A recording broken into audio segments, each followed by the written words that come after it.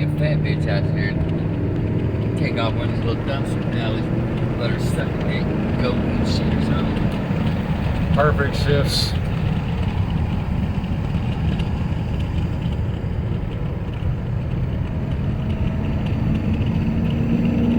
No slipping at all. This motherfucker is A1 again.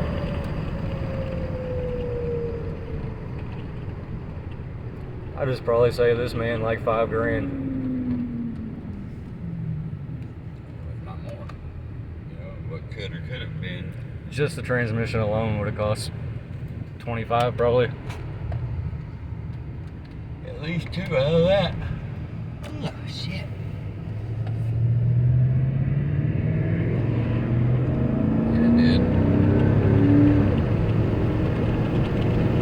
Stability track just changed.